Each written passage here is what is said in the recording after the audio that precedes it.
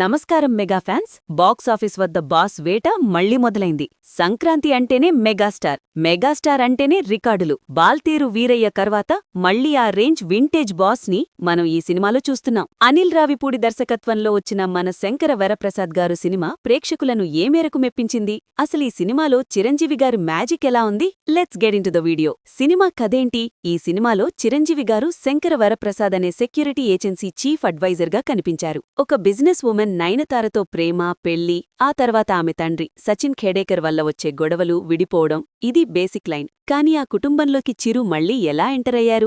Mining Mughal వెంకీగౌడ, Venkatesh ఎంట్రీతో కథ ఎలాంటి మలుపులు తిరిగింది అనేది చాలా ఇంట్రెస్టింగ్గా ఉంటుంది. ఈ సినిమాలో మనం పాత చిరంజీవి గారి కామెడీ టైమింగ్, గ్రేస్ మరియు స్వాగ్ ని మళ్లీ చూస్తాం. ముఖ్యంగా ఆయన ఇన్నోసెంట్ ఎక్స్ప్రెషన్స్ థియేటర్లో నవ్వులు పూయిస్తాయి. వెంకటేష్ గారు ఎక్స్టెండెడ్ క్యామియోలో కనిపించి సినిమా స్థాయిని పెంచారు. వీరిద్దరూ కలిసి ఒకే స్క్రీన్పై డాన్స్ వేస్తుంటే ఫ్యాన్స్కు పూనకాలే.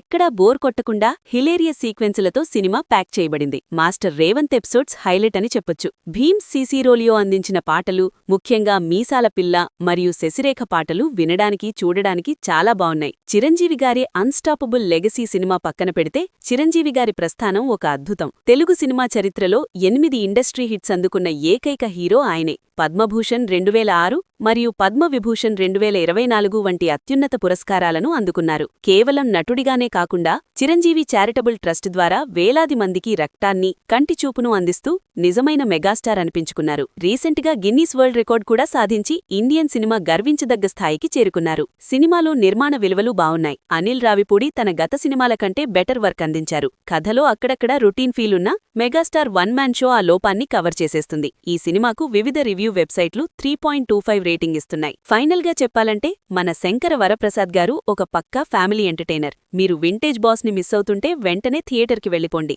మీలో ఎంతమందికి చిరంజీవి గారి కామెడీ టైమింగ్ ఇష్టమో కింద కామెంట్ చేయండి. మరిన్ని ఇంట్రెస్టింగ్ మూవీ అప్డేట్స్ కోసం మన ఛానల్ని సబ్స్క్రైబ్ చేసుకోండి.